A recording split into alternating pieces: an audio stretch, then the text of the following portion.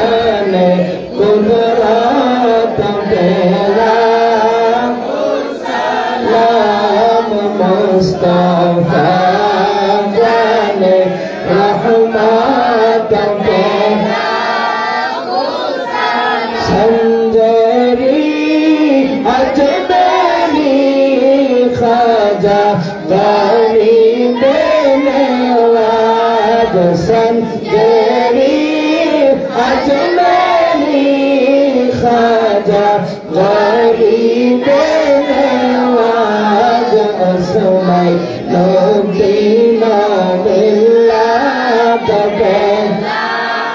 को सलाम मुस्तफा जाने रहमत के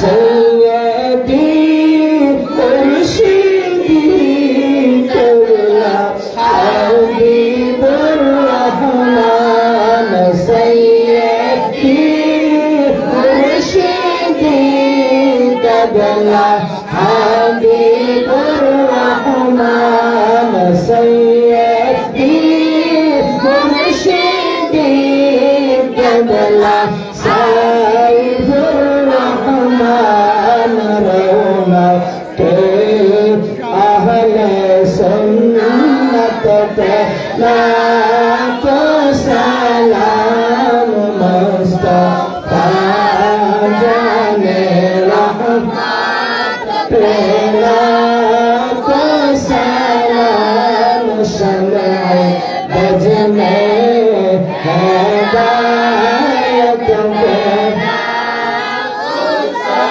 अस्सलातु वस्सलामु अलैका या रसूल अल्लाह अस्सलातु वस्सलामु अलैका या हबीब अल्लाह अस्सलातु वस्सलामु अलैका या शफीअल मुज़निबीन अस्सलातु वस्सलामु अलैका या रहमतल लिल आलामीन সকলে বলুন আলহামদুলিল্লাহ যাকে বলে হুজুর কেবলা দোয়া করবেন বিশেষ করে আমাদের খুরশেদ সরকার দাদা অনেক অসুস্থ আজকের মাহফিল হুজুর কেবলার কাছে এবং আপনাদের সকলের কাছে দোয়া চেয়েছে মানুষের সাথে দীর্ঘদিন চলাফেরা করেছে আজকে অসুস্থতার কারণে বিছানায় পড়ে আছে উনি সহ আমাদের এই গ্রামে আমাদের এই মহল্লায় অর্থাৎ মদিনার জামাতকে যারা ভালোবেসে মহাব্বত করে অন্ধকার কবরে চলে গেছে এবং বিশেষ করে এখানে আমার অনেক দাদারা কাকারা বিশেষ করে আমার প্রবাসী ভাইয়েরা কাকারা যারা আছেন যারা এই খানকা শরীফের খেদমত করেন মহাব্বত করেন সহ এখানে অনেকে আছেন আমার দাদারা আমার হুজুর কেবলার কাছে আমি বলবো সকলের জন্য হুজুর কেবলা দোয়া করে আমরা সবাই যেন মিলেমিশে একসাথে এই সমাজে এই গ্রামে আমরা বসবাস করতে পারি আল্লাহ পাক রব্বুল আলামিন যেন আমাদেরকে সেই তৌফিক দান করে সকলে বলুন আল্লাহুম্মা আমিন এই বলে আমার কথাকে শেষ করছি আসসালামু আলাইকুম ওয়া রাহমাতুল্লাহ আমি কিছু কথা বলার জন্য অনুরোধ করছি আমাদের আজকের মাহফিলের উদ্বোধক আমাদের মেম্বার সাহেব দুই একটি কথা শুধু দোয়া চাইবেন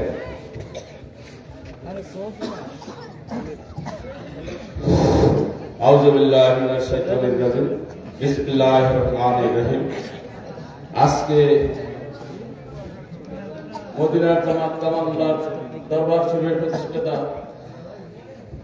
খন্দকার মোহাম্মদ হাবিবুর রহমান খান পীর সাহেবের স্মরণে আজকে আমরা এখানে যারা উপস্থিত হয়েছি সবাই আমরা আল্লাহ এবং আল্লাহ রাসূলের গুণ কীর্তন শুনেছি এবং এটার থেকে আমাদের শিক্ষা নিতে হবে আমাদের জীবনের চলার পথে আমরা যে ভালো দিকগুলি পেয়েছি এখানে তো মন্দ কোনো দিক হয় আলাপ আলোচনা হয় না সেই ভালো দিকের ভালো শিক্ষা আমরা যেন নিতে পারি সেই তৌফিক যেন আল্লাহ পাক আমাদেরকে দান করেন এবং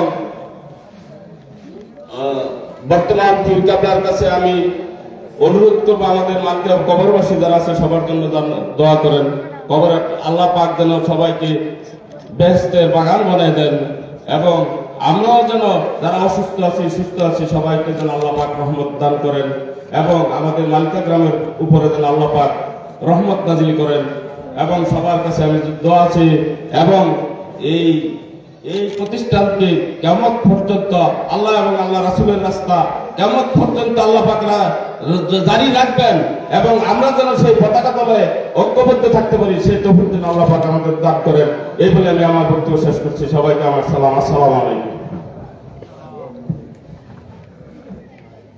আজকের মাহফিলের সম্মানিত সভাপতি আমার হুজুর কেবলার অত্যন্ত আদরের ভালোবাসার একজন মানুষ হুজুর কেবলার কাছে যিনি মায়াত গ্রহণ করেছিলেন আলহাজ মোহাম্মদ বেনজির আহমদ দাদাকে কিছু দোয়া চাওয়ার জন্য অনুরোধ করছি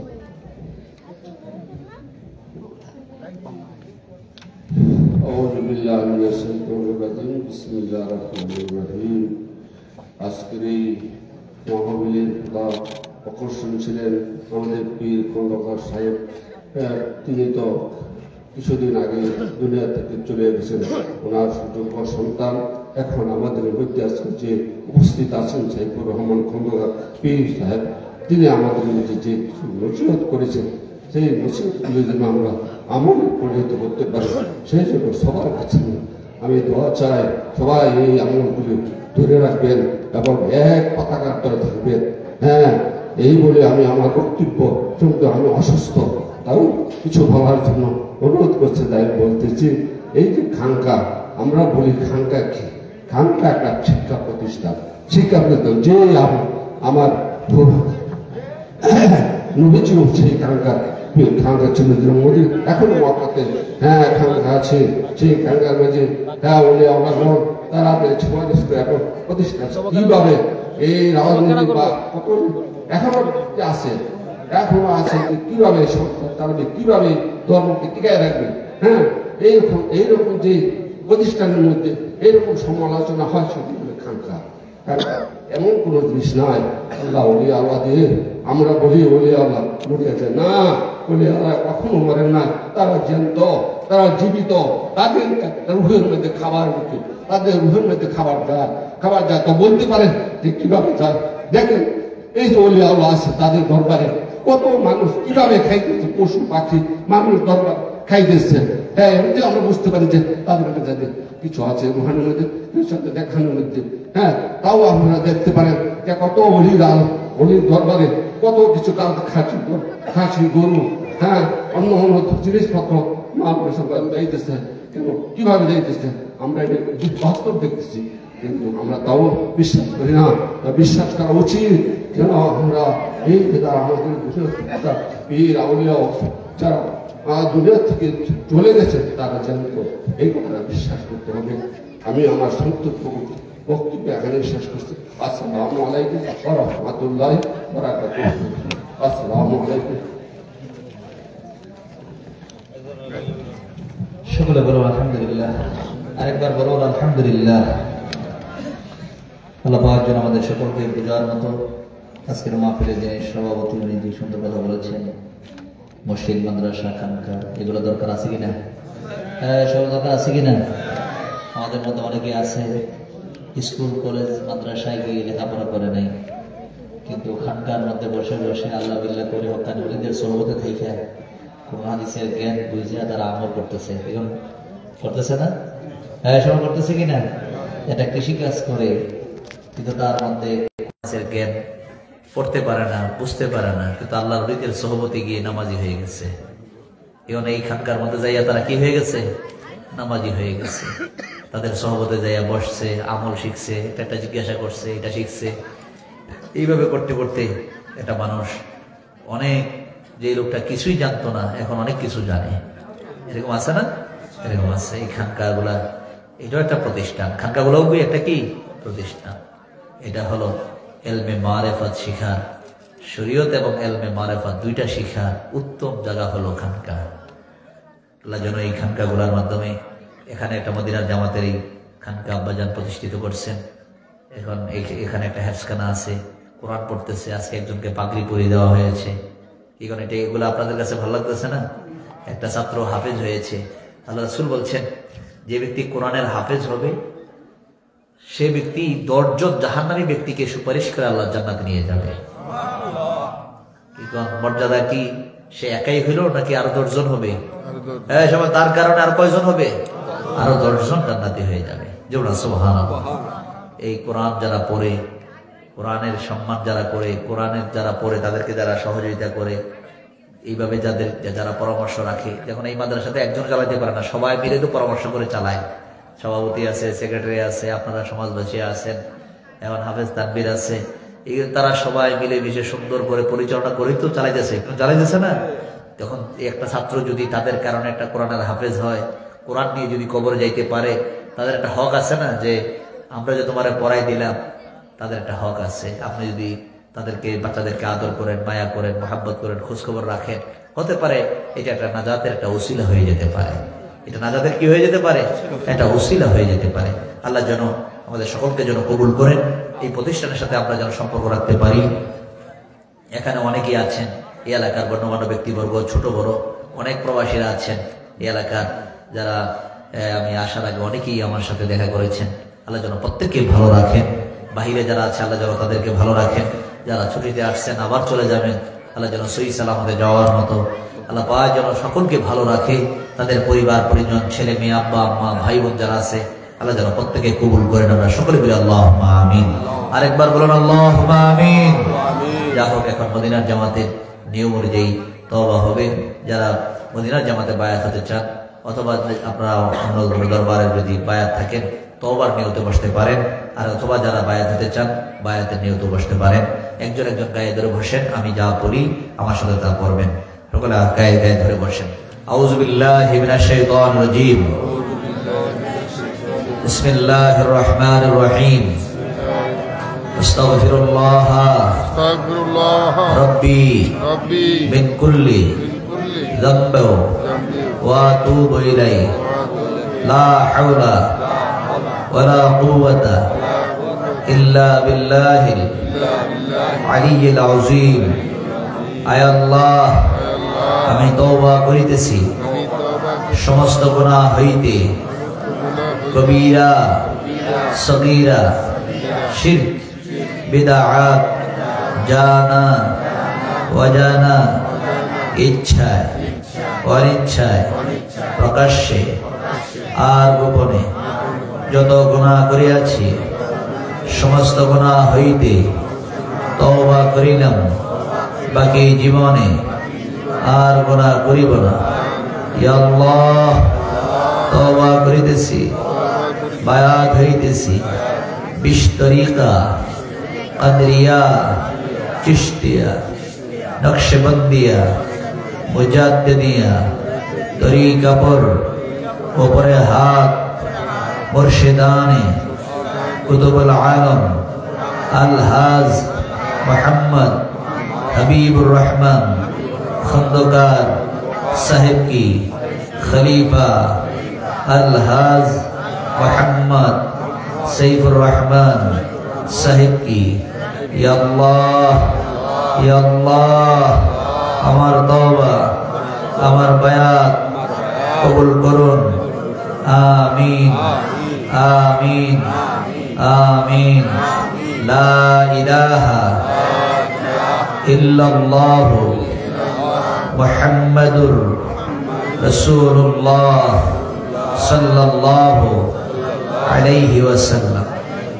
সকল বলে আলহামদুলিল্লাহ। যা হোক, এখন দোয়া হয়ে যাবে। অনেকে দোয়া চেয়েছেন, সভাপতি সাহেব, সেক্রেটারি সাহেব এবং উদ্বোধক এবং এই ভাই মুরব্বী দোয়া চেয়েছেন। আল্লাহ যেন প্রত্যেকে কবুল করেন। আপনাদের এই প্রতিষ্ঠানের হাফেজ সাহেব, ওনার ভাগিনা ভাতিজি অসুস্থ, হসপিটালে ভর্তি, দোয়া চেয়েছেন। আল্লাহ যেন তার নেক হায়াত দারাজ করেন। আমরা সকলে বলি আল্লাহুম্মা আমিন। এবং বিশেষ করে সার্বিক তত্ত্বাবধানে এই খানকা, এই মাদ্রাসা যে পরিচালনা করতেছেন মাওলানা হাফেজ মোহাম্মদ তানবীর আহমদ আল হাবিবি, আল্লাহ যেন তাকে কবুল করেন। তার ভাই সাউথ আফ্রিকা তাকে আরিফুল, আল্লাহ যেন তাকে কবুল করেন। আরেক ভাই ভাইরা আছেন এবং এখানে অনেকেই প্রবাসী ভাইয়েরা আছেন, আল্লাহ যেন প্রত্যেকে কবুল করেন। আমরা সকলে বলি আল্লাহুম্মা আমিন। আরেকবার বলি আল্লাহুম্মা আমিন। বয়োবৃদ্ধ যারা আছেন এবং ছোট ছোট বাচ্চারা যারা আছে, যুবক ভাইয়েরা যারা আছেন, আল্লাহ যেন প্রত্যেকে কবুল করেন। এবং অনেকেই মদিনার জামাতকে ভালোবেসে আজ কবর হয়ে গেছে, আল্লাহ যেন তাদের কবর আযাব মাফ করে দেন। এবং বিশেষ করে পর্দার আড়ালে মা বোনেরা যারা আছেন, আল্লাহ যেন সকলকে কবুল করেন। এবং তাদের আপনজন যারা কবর হয়ে গেছে, আল্লাহ যেন কবর আযাব মাফ করে দেন। আমরা সকলে বলি আল্লাহুম্মা আমিন। সকলের নেক মাকসুদ জন্য একবার সূরা ফাতিহা। বিসমিল্লাহির রাহমানির রাহিম। আলহামদুলিল্লাহি রাব্বিল আলামিন আর রাহমানির রহিম মালিকিল ইয়াউমিদ্দিন। ইয়্যাকা না'বুদু ওয়া ইয়্যাকা নাস্তাঈন ইহদিনাস সিরাতাল মুস্তাকিম সিরাতাল লাযীনা আন'আমতা আলাইহিম গায়রিল মাগদুবি আলাইহিম ওয়ালাদ-দাল্লিন। আমিন আমিন ইয়া রাব্বাল আলামিন। বিশেষ করে আজকে যার স্মরণে আজকের এই মাহফিল, প্রত্যেক বছর আমার আব্বাজান এই মাহফিল আসতেন, আখির মুনাজাত করতেন। আমি আব্বাজানের আগে আলোচনা করতাম, আব্বাজান আমার পরে আলোচনা করে আখির মুনাজাত করতেন। আজকে আব্বাজান নাই। আল্লাহ পাকের জন্য আব্বাজানের আজকের এই মাহফিলের সওয়াব রেসেন আব্বাজানের পাক রয়ে পৌঁছায় দেন, আমরা সকলে বলি আমিন। আমার আব্বাজানের নেক নজর আল্লাহ যেন আমাদের সকলকে নসিব করেন, আমরা সকলে বলি আল্লাহুম্মা আমিন। আব্বাজান কত পরিশ্রম করেছেন আপনাদের এই এলাকায়। 39 বছর আগে যখন আসছেন তখন গাড়ি নাই, চলাফেরা কত কষ্ট, হেঁটে হেঁটে আব্বাজান কত দূর থেকে আসছেন আপনাদের এলাকায়। আপনারা ওই সময় যেভাবে মহাব্বত করেছেন, যদি আপনারা এখন এই কামাল্লা দরবার মদিনার জামাতকে যদি মহাব্বত করেন, ভালোবাসেন, আব্বাজান আপনাদের প্রতি খুশি হবেন। এই জন্য আমরা সকলে এই মদিনার জামাতকে আমরা সকলে যেন ধরে রাখতে পারি, এই মদিনার জামাতের সাথে যেন সম্পর্ক রাখতে পারি, আল্লাহ যেন সেই তৌফিক দান করেন, আমরা সকলে বলি আল্লাহুম্মা আমিন। আগামী 14 তারিখ দিবাগত রাত্রে কামাল্লা দরবার শরীফে পবিত্র শবে বরাত উপলক্ষে মাহফিল হবে, আপনারা যারা পারেন যাবেন। আগামী 25 তারিখ ঢাকাতে শ্যামলী ক্লাব মাঠে আমাদের এই সম্মেলন হবে, আল্লাহ যেন এই সম্মেলনকে কবুল করেন, যারা পারেন যাবেন, দাওয়াত করা হলো, আল্লাহ যেন এই মাহফিলগুলোকে কবুল করেন, আমরা সকলে বলি আল্লাহুম্মা আমিন। আরেকবার বলি আল্লাহুম্মা আমিন। যা হোক এখন দোয়া হবে, সকলে দোয়ায় শরীক হন, আল্লাহুম্মা আমিন। ربنا ظلمنا أنفسنا وإن لم تغفر لنا وترحمنا لنكونن من الخاسرين ربنا آتنا في الدنيا حسنة وفي الآخرة حسنة وقنا عذاب النار وادخلنا الجنة مع الأبرار يا عزيز يا غفر يا رب العالمين أي الله গভীর রাত্রিতে তোমার একদল আশিকিন জাকিরিন মুহিব্বিন বান্দাগুলার নিয়া তোমার সেই দরবারে আমরা হাত উঠাইছি ও আল্লাহ, আমাদের সকলের জীবনের গুনাহ খাতা মাফ করে দাও আল্লাহ।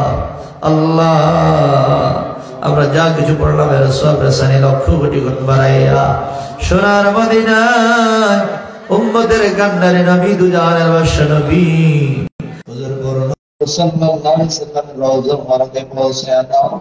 আওলাদ রাসূল উম্মাতুল মুমিনিন সাহাবায়ে কেরাম তবে তাবিঈন মুস্তাহিদিন সালফে সালিহিন সিদ্দিকিন আউলিয়া কামিলদের পাকে পৌঁছায়া দাও। আল্লাহ দরমা জবরিমান চার দরজার সমস্ত অলিগণের পাকে পৌঁছায়া দাও। আল্লাহ বরাজত করেছে না সমস্ত আল্লাহ গুণের পাকে পৌঁছায়া দাও। খাস করে মাবুদ মদিনার জামাত কামাল্লা দরবার শরীফ পীরসাদ কেবলা আমার আব্বাজানের পাক রূহে পৌঁছায়া দাও। আব্বাজানের নেক আমাদের সকলকে নসিব করে দাও। আমরা যারা বুঝাইছি আমাদের মধ্যে অনেক রাব্বা অনেক রাম্মা জমিনে নাই আল্লাহ, অনেকের দাদা অনেকের দাদি অনেকের নানা নানি শ্বশুর শাশুড়ি ভাই বোনা করবেন যারা কবরে আল্লাহ যারা কবরে আল্লাহ তাদের বাবু হে পৌঁছায়া দাও। আল্লাহ তাদের কবরে আযাব দিও আল্লাহ জিন্দা দাতা সে প্রত্যেককে হায়াত দান করে দাও, গরিব মানুষ করে দাও, আমলে সালেহ করার তৌফিক দান করে দাও, দুনিয়ার জিন্দেগি সহজ আর সরল করে দাও, আখিরাতের জিন্দেগি নয় করে দিও আল্লাহ। আল্লাহ দুনিয়ায় শরফ দিও না, কাল হাশরের ময়দানে গুনাহগার বইলা ডাকে দিও না আল্লাহ। গুনাহগার ময়দানে গুনাহগার বইলা ডাকে দিও না। দুনিয়ার কয়েকজন মানুষের সামনে আপনাকে আমাকে যদি পুরো গুনার কথা বলে ডাক দেয় আমাদের কাছে কত শরম লাগবে, কত লজ্জা লাগবে। কঠিনা সরল ময়দানে সকল নবী রাসূলের সামনে আমাদের গুনাহগুলো প্রকাশ কইরা শরম দিও না আল্লাহ। নফসের ধারণায় পড়ে শয়তানের ধোঁকায় পড়ে বন্ধু বান্ধবদের সঙ্গে মিলেমিশে জীবনে কত গুনাহ করছি, যেই গুনার খবর আব্বা জানে না, আম্মা জানে না, ছেলে জানে না, মেয়ে জানে না, আপনজনেরা জানে না, আপনার তো জানার বাকি নাই। আল্লাহ সমস্ত গুনার জন্য আপনার দরবারে ক্ষমা চাই, আপনার গফুরুর রহিম নামের ওসিলায় আমাদের সকলের জীবনের গুনাহ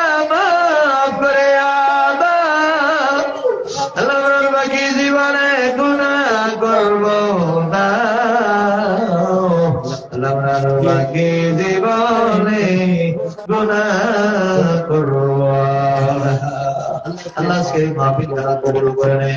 মদিনার জামাত আমাদের দরবার পীর সাহেব কেবলার আল্লাহ শরীরে বাজারের শরীরে আজকে এই মাহফিল আল্লাহ কবুল করে নেয়।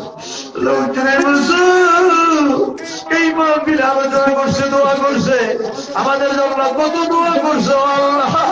আজকে আমার আপনার কবরে এসে গেছো আল্লাহ।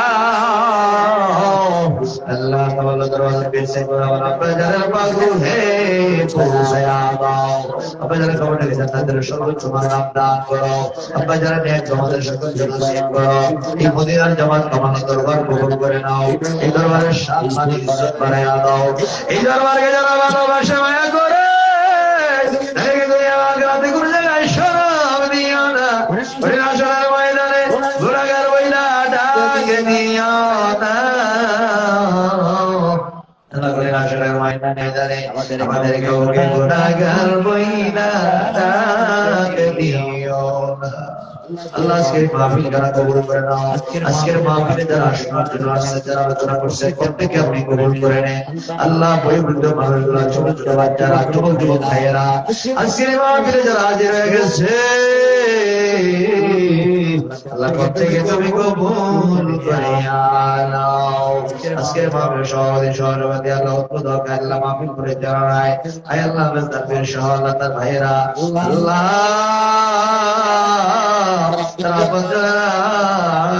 আল্লাহ মাহফিলের মধ্যে আমরা যারা বুদ্ধি দিয়ে পরামর্শ দিয়ে টাকা পয়সা দিয়ে প্রবাসী ভাইয়েরা যেভাবে সহযোগিতা করছো আল্লাহ, আল্লাহ প্রত্যেকে তুমি কবুল করে নাও।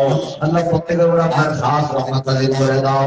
আল্লাহ প্রত্যেকে তুমি কবুল করে নাও আল্লাহ। আল্লাহ আল্লাহ এই মদিনার জামাতকে পৌঁছে যারা কবর শুয়ে গেছে প্রত্যেকের কবর আযাব মাফ করে দাও আল্লাহ। অনেকে অসুস্থ দোয়া দিয়েছে আল্লাহ প্রত্যেকের সুস্থতা নিয়ামত দান করিয়া দাও। আমাদের মধ্যে যারা বিমারি বিমার সফল করে দাও, যারা অভাবী অভাব দূর করে দাও, যারা ঋণগ্রস্ত পরিশোধ করা তৌফিক দান করে দাও। যারা দুনিয়াবী সমস্যায় বেড়া কাঁদে আল্লাহ সমস্যা থেকে উদ্ধার করিয়া দাও আল্লাহ। আল্লাহ এই মাহফিল শেষ হয়ে যায় আল্লাহ আমাদের আমল নামার গুনাহ মাফ হয়েছে আল্লাহ। পাতাল মাওলা যারা যেখানে মাইকের আওয়াজ জুড়ে যায় যেখান থেকে আমি নবী বলেছে তাদের কাবেদা জাহেদা সালেহা বানায়া দাও, তাদের মুসলিম বন্ধু বানায়া দাও, তাদের জান্নাত পাওয়া তোমাদের জোরার সঙ্গে এক জান্নাতের জান্নাত হইতে পারে সেই তৌফিক দান করিয়া দাও। আমাদের সকলকে তুমি মাফ করিয়া দাও। আল্লাহ আমাদের মধ্যে কাউকে জাহান্নামে দিলা জানিও না আল্লাহ। আমরা যদি জাহান্নামে হয়ে যাই আমাদের তো উপায় থাকবে না আল্লাহ। তোমার রহমানুর রহিম খাতিরে, তোমার গফুরুর রহিম নামের খাতিরে আমাদের জীবনের গুনাহ মাফ করিয়া দাও আল্লাহ। আল্লাহ মাদ্রাসা আপনি কবুল করে নেন। বালিয়া খানকা কামালা দরবার শিবামিলিয়া মাদ্রাসা ওয়াতিমদান আপনি কবুল করে নেন আল্লাহ। ছাত্র শিক্ষক যারা আছে প্রত্যেকে কবুল করে নেন আল্লাহ। এই মাদ্রাসার খেদমত যারা করতেছে প্রত্যেকে কবুল করে নেন। আমি তাকবীর আল্লাহ তাআলা আপনার মনে হায়াত দারাজ করে দেন আল্লাহ। তার ভাইয়েরা আপনারা যারা আছে প্রত্যেকে কবুল করে নেন, ছেলে মেয়েগুলোকে কবুল করুন আল্লাহ। আল্লাহ আল্লাহ খাস করে বাবু জানি না প্রত্যেক দিনে আমাদের মৃত্যুর ডাক আসিয়া যায়, কোনদিন জানি না গায়ের যাওয়া কাপড় গুলা খুই না বার্গের কাপড় পরাইয়া দিবের মতো কবর দেশে নিয়ে না আল্লাহ। যেদিন কবরে ডাক দিবেন ইমানের মৃত্যু নসিব করে দিয়ে বেঈমান মুনাফিক বানাইয়া আমাদের কাউকে কবরের ডাক দিয়ে আল্লাহ। আল্লাহ মদিনা ছাত্র কাফেলা আপনি কবুল করে নেন আল্লাহ। নরসিংদী জেলা শাখায় যারা মদিনা ছাত্র কাফেলা আছে আল্লাহ প্রত্যেকে কবুল করে নেন আল্লাহ। কেন্দ্রীয় ভাবে কাফেলা যারা আছে মাওলানা সালমান ফার্সি, আবেদ ইয়াসির, শাহবাগ দোমা এবং বেলাল আল্লাহ রহমতুল্লাহ যারা আছে আল্লাহ প্রত্যেকে আপনি কবুল করে নেন আল্লাহ। আল্লাহ প্রত্যেকে আপনার খাস রহমত নাযিল করে দেন আল্লাহ।